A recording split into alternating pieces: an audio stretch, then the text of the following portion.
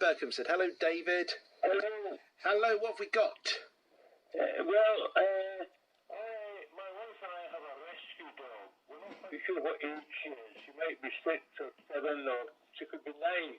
The home weren't quite sure what age she might be. Anyway, she is a Heinz 57 different varieties. She's a beautiful dog. Anything close to anything we might recognise? Very bad? Any breeds that sort of jump out at you in terms of... Not really. Very, very difficult. My wife says sometimes she's like a Jack Russell, and other times she's like a greyhound. Everybody sees a different type of dog in it. What sort of size is she? Let me think now. Terrier? Yeah, about a terrier. About the same size as a terrier, yeah. Okay. And, I won't be taking her out too much now because I'm always blind with my kind of generation. But my wife takes her out every night. Yeah. And we have a lovely big garden, and she romps about in this garden. She is a wonderful dog. And my wife takes her out. She walks wonderfully until she meets another dog. And then she sometimes goes absolutely berserk. One night she got away, and she bit this other dog on the ear. Ooh. And this other dog had to get quite a few stitches, and it cost me quite a bit. I can imagine. Vet bill, yeah. But we can't understand this at all. My wife took her to training, and at this particular session, there was maybe 8 or 9 other dog owners, all standing in a line with the dog. And the trainer got my wife to walk in and out, and in and out, the other dogs. And she was superb. Absolutely wonderful. Theo, what is the difference here? And by the way, the finest pronunciation of the word berserk I think I've heard in a very long time, so I think we should... It's a word we don't use often enough. Scottish berserk. Well, it's a word that we don't use nearly often enough, so thank you for that, David. But on a much more serious note... When she meets these other dogs, she gets up in her hind legs and she barks. Okay, right. What do you think she's feeling? Why do you think she's doing it? Well, we think perhaps something happened to her prior to the home. She was picked up somewhere down in Wales. Is she scared at that point, Theo? I would say... What the background is at all. From what you say, and making a guess, I would say she's scared. Okay. All right? Now, you're not now dealing with anything except her fear. The only way you'll get her over this is to get her to stop feeling so scared with dogs. Now, I would suggest to you, going back to your dog training classes and weaving in and out of the other dogs, in the old days when I used to do this, what happened was the trainer was quite fearsome, and you'd go in and out the dog, they'd go, leave it, leave it, leave it, and there's all these commands going on, and the dog was thinking, God, I've got to be scared, I'm going to leave it, and every time they pass a dog and yell, leave it, they're thinking, gosh, dogs really are bad news, aren't they? Now, modern trainers, if they were going to do that same exercise, would weave in and out, say, good dog, have some food, other dogs are lovely. So they're actually then beginning to make the dog feel good about other dogs. Now, I suspect that is the start of it. I might be wrong. A lot of the dogs I go to are very reactive to other dogs on lead. In the case of your dog, it looks like when she, or he, actually, what's his name, by the way? Her name, the dog. What's the dog's name? Sorry? Titch. That might give away a little bit of the question you said about what kind of size is the dog. Okay, it does. Yes, Titch went for a dog when she was off lead, didn't she? Titch went for another dog when she was off lead. She actually slipped her lead. Yes, most dogs are... She went for this other dog, yes.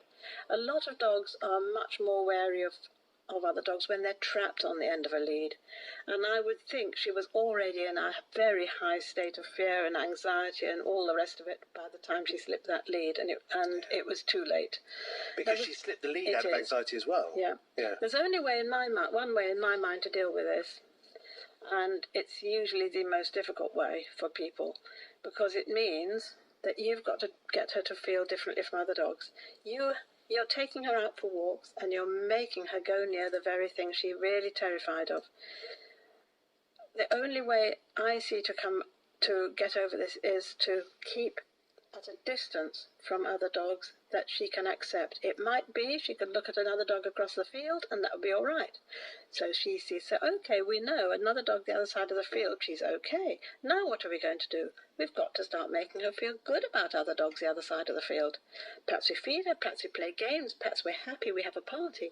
Okay, that works. Now we've got to get closer. Now the big problem is, in real life, you walk down the road and somebody comes out their gate with a dog. Boom, yep, to the side. And you've got dogs coming all over the place. But if you really want to do it effectively, you have to find a way around this. You have to find a place where you don't have random dogs coming up to you, so you can actually work on it. That is the principle. You really need help. Really, you need help because it's not a thing you can just do in a few minutes. But basically, the only way I see to do it is to change your little dog's feeling about other dogs. So conceivably, what David could do in the short term is know some friendly dogs, take Titch within a short sort of distance of those dogs, and reward her and find the distance from the dog that she knows the dog's there. Yeah. But she's not barking, pulling, wanting to kill it, that she can actually cope with it. And then start feeding her lovely food. Because if she won't eat her very favourite things, you're too near that dog because she's over worried. You don't eat when you're terrified, do you? Correct. So that means, okay, you're too near. Let's try again. Let's try further. The other aspect is the things that you take her to eat have to be special, not just her food, and also she has to be hungry. So I would take her out for a walk before her meal. Very good advice. So take her out before she's eaten, not after a full breakfast or a full supper. Another point. You go. One more thing. Yeah. Does she love ball play? Does she? Wonderful. Right. Well, put the ball in your pocket. Don't play ball with her. Starve her of the ball. Yeah. So when you see another dog, you either throw, roll, or give her that ball. So she's, other dogs mean I get my ball, and also it means it takes her mind off the other dog. It might work better than food. Fantastic. So reward her with her favourite game. Don't take her out when she's full up, and just see where her limit lies with regards to being close to another dog. And you'll spot that because she'll be showing her anxiety if it's too close. And can it be a difference of 6 inches? It can be different dogs. One day she may already be in a stress state before she leaves home, so that means even the sight of another dog a mile away would cause reaction. Another day she could be relaxed and it could be quite near. Dogs don't like dogs approaching them full on. She might be okay following a dog. She might not like black dogs. You've got to find out for your own dog, and it's hard work.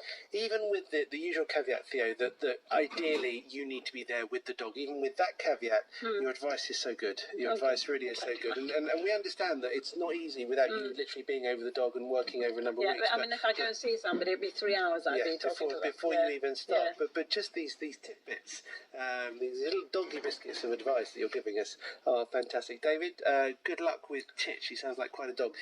If I asked you, Theo, to imagine the most archetypal German Shepherd bitch that you could think of, would it be that? Possibly would.